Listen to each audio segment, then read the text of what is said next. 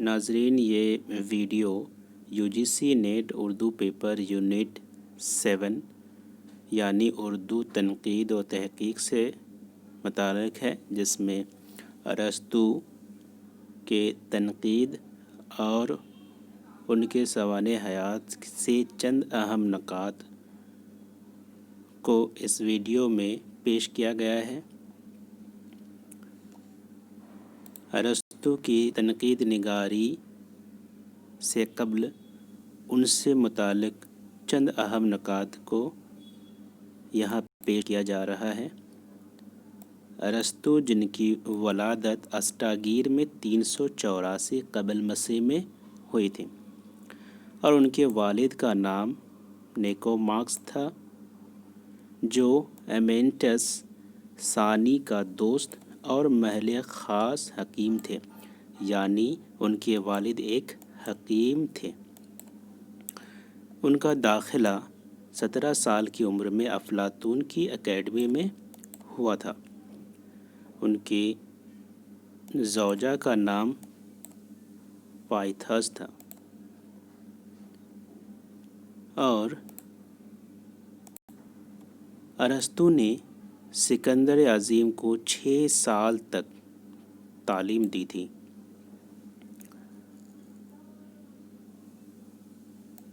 बोतिका, जिसे पोएटिक्स भी कहते हैं, ये अरस्तू की सबसे ज़्यादा मशहूर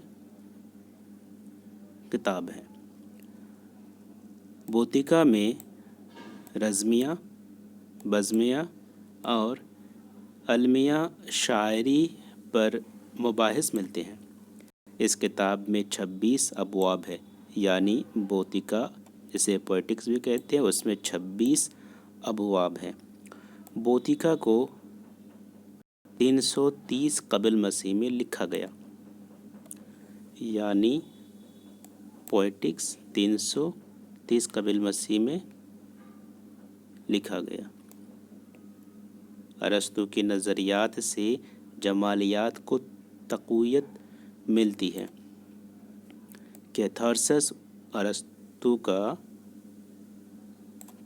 कैथारसिस का नज़रिया अरस्तू की दीन है। ये चंद नुकात अरस्तू से मुतालिक थे। अब उनकी तनकीद निगारी पर चंद अहम मालूमात पेश खिदमत हैं। अरस्तू का ज़माना अफलातून के फ़ौरन बाद का ज़माना है। वह अफलातून का शागिर्द था, लेकिन शायरी और ड्रामे के बारे में उससे मुख्तलिफ राय रखता था। उसने अफलातून का नाम लिए बगैर उसके एतराज़ों के जवाब दिए हैं। ख़याल है कि उसने कई मुख्तसर किताबें लिखीं, जिनमें से फ़न ख़िताबत, जिसे रिथोरिक्स, और फ़न शायरी यानी बोतिका, जिसे पोएटिक्स भी कहते हैं, हम तक पहुँची। बाकी इनकलाबाते ज़माना की नज़र हो गईं। फ़न शायरी एक अहद आफरीन तसनीफ़ है, यानी बोतिका पोएटिक्स एक अहद आफरीन तसनीफ़ है। शेर व अदब की कोई बहस इस किताब के हवाले के बगैर मुमकिन नहीं हो सकती।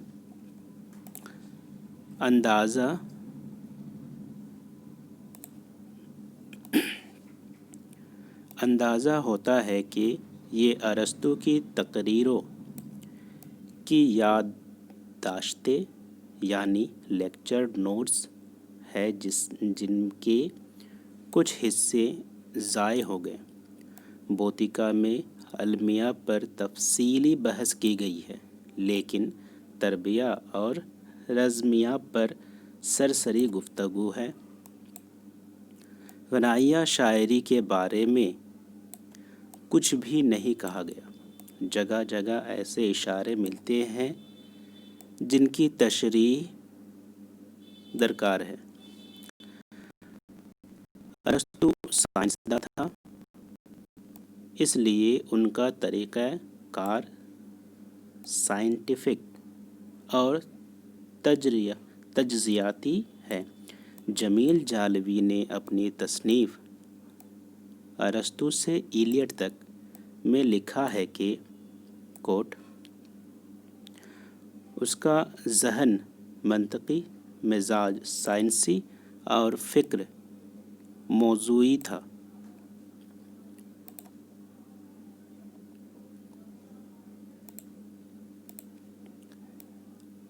ارسطو سے پہلے شاعری کو اخلاق کی تعلیم کا ذریعہ خیال کیا جاتا تھا اور شاعر کی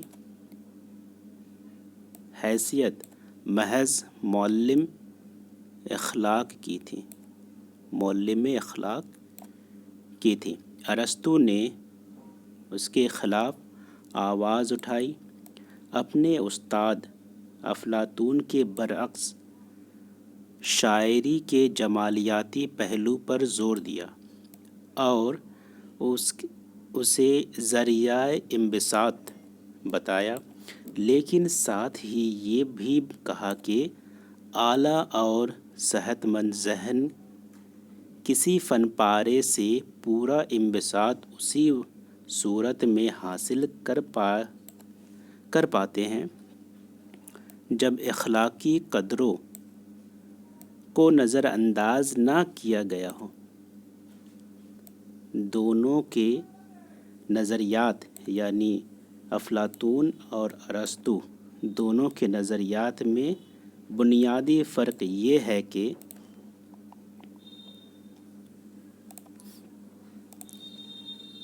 افلاطون کے نزدیک درس اخلاق کو اولیت حاصل ہے، ارسطو کے خیال میں اس کی حیثیت ضمنی ہے یعنی ثانوی ہے۔ دراصل افلاطون کا زمانہ یونان کی تاریخ میں ابتری انتشار اور جنگ و جدال کا زمانہ تھا۔ ایسے میں فنون لطیفہ کی طرف توجہ کا سوال ہی پیدا نہ ہوتا تھا۔ ارسطو کے زمانے میں یونان متحد و مستحکم تھا، امن و امان کا دورہ تھا، اس لیے فنون لطیفہ کی طرف توجہ ہوئی اور شاعری سے افادیت کا مطالبہ کم ہوا۔ شاعری پر افلاطون کا سب سے بڑا اعتراض یہ تھا کہ وہ نقل امیٹیشن ہے۔ ارسطو اسے جھٹلاتا نہیں، تسلیم کرتا ہے، لیکن یہ نقالی اس کے نزدیک عیب نہیں، خوبی ہے اور انسانی فطرت میں داخل ہے۔ نقل کی ایک خوبی وہ یہ بیان کرتا ہے کہ جس چیز کو ہم اصلیت میں دیکھنا گوارا نہ کریں، اس کی نقل خوشی سے دیکھ لیتے ہیں۔ ہم کہیں ظلم ہوتے دیکھیں تو شاید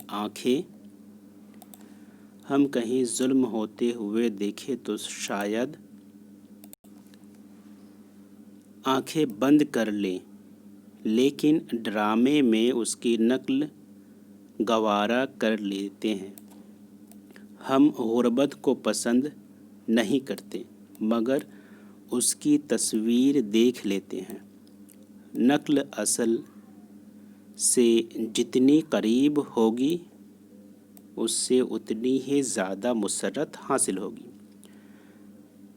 فنکار اپنی تصویر یعنی نقل کو اصل سے ہو بہو ملا نہیں دیتا بلکہ اس سے بہتر بنا دیتا ہے، اس لیے اس میں اصل سے زیادہ جاذبیت ہوتی ہے۔ افلاطون کو ڈرامے پر اعتراض تھا کہ وہ انسانی جذبات کو بھڑکاتا ہے۔ ناظر کے ہاتھ سے عقل کا دامن چھوٹ جاتا ہے اور وہ جذبات کی رو میں بہہ جاتا ہے۔ ارسطو اسے بھی تسلیم کرتا ہے، لیکن اس میں بہتری کا پہلو تلاش کرتا ہے۔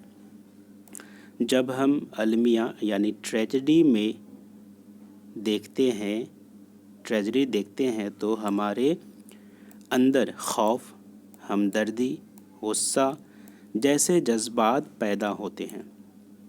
یعنی جب ہم ٹریجڈی ڈرامہ، المیہ ڈرامہ یا مثنوی یا کسی طرح کی شاعری کو ہم سنتے یا دیکھتے ہیں تو ہمیں غصہ، ہمدردی وغیرہ جیسے جذبات پیدا ہوتے ہیں اور ان کا اظہار بھی ہوتا ہے۔ مثلاً کوئی دردناک منظر دیکھ کر ہم رو دیتے ہیں، اس سے ہمارا دل ہلکا ہو جاتا ہے اور اس طرح ہم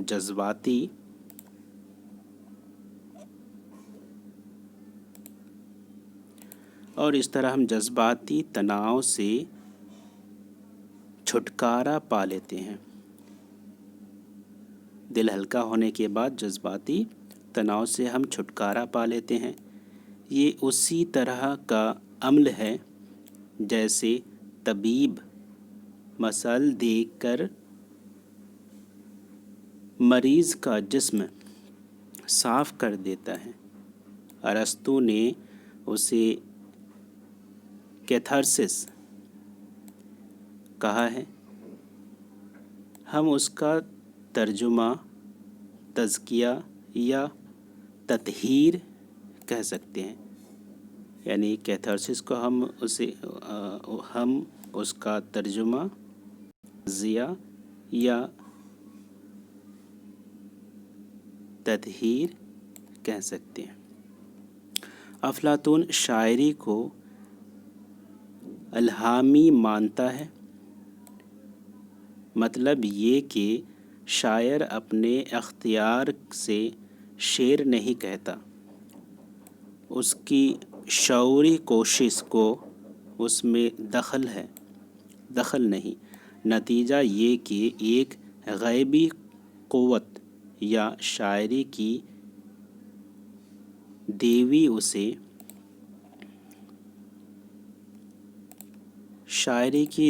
اسے جدھر چاہے لے جائے اور اس سے جو چاہے کہلوا دے۔ ظاہر ہے ایسی غیر شعوری کوشش میں ضبط و نظم کیسے ہو سکتا ہے؟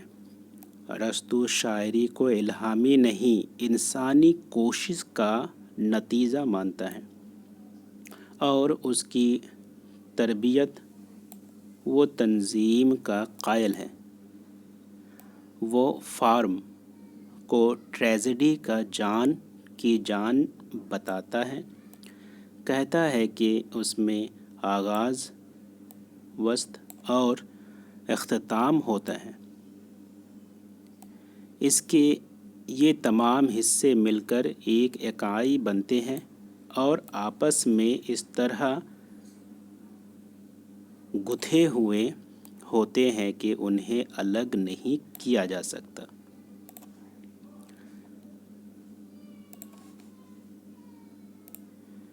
تربیہ یعنی کامیڈی کے بارے میں ارسطو یہ کہہ کر آگے بڑھ جاتا ہے کہ اس کے بارے میں بعد میں گفتگو کی جائے گی، لیکن آگے اس سلسلے میں کوئی بحث نہیں ملتی۔ ممکن ہے یہ اوراق ضائع ہو گئے ہوں۔ ارسطو کا سارا زور المیہ یعنی ٹریجڈی پر ہے۔ وہ اسے تمام اصناف ادب کا جوہر خیال کرتا ہے اور کہتا ہے کہ ٹریجڈی کے متعلق جو کچھ کہا جا رہا ہے وہ تمام اصناف پر صادق آتا ہے۔ المیہ کا مقصد ارسطو کے نزدیک یہ ہے کہ دیکھنے والے میں خوف اور ہمدردی کے جذبات پیدا ہوں اور اس کے جذبات کا تزکیہ یا تطہیر ہو جائے، یعنی کیتھرسس ہو جائے۔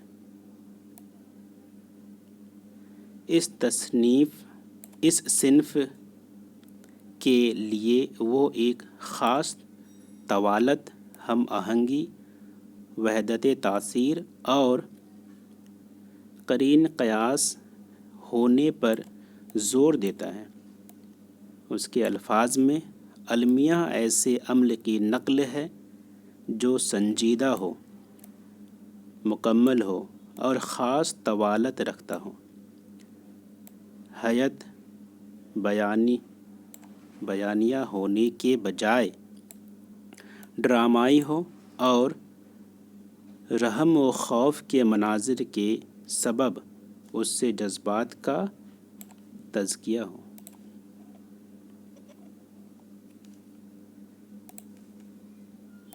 ارسطو کے نزدیک بڑی شاعری کسی خاص ملک، کسی خاص زمانے اور کچھ خاص لوگوں کے لیے نہیں ہوتی، اس کا اثر ہر جگہ اور ہر زمانے میں ہوتا ہے۔ یہ کہہ کر ارسطو شاعری کی ہمگیری اور آفاقیت پر زور دیتا ہے۔ افلاطون کے زمانے میں کلام موضوع کو ہی شاعری خیال کیا جاتا تھا۔ ارسطو وزن کو شاعری کے لیے ضروری نہیں سمجھتا۔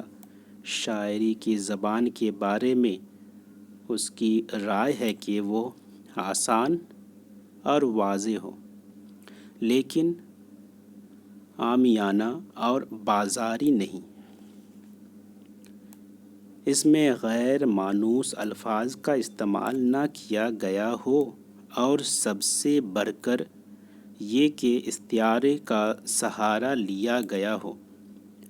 ارسطو شاعری کے لیے جھوٹ اور مبالغے کو جائز خیال کرتا ہے، بشرط یہ کہ ان کا استعمال فنکارانہ ہو۔ اسی طرح وہ ناممکن باتوں کے بیان کی بھی اجازت دیتا ہے، بشرط یہ کہ انہیں اس طرح پیش کیا کہ وہ سچ نظر آنے لگے، گویا وہ متوقع ناممکنات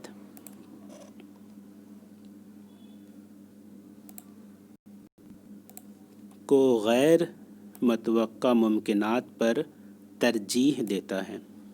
فن خطابت یعنی پوئٹکس، فن خطابت یعنی ریتھورکس کے سلسلے میں ارسطو نے کچھ کہا ہے۔ وہ بڑی حد تک نثر نگاری کے بارے میں بھی کہا جا سکتا ہے۔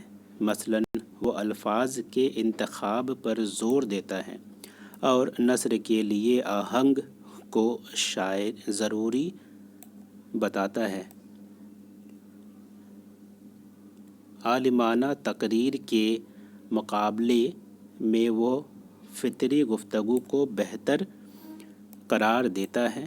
ارسطو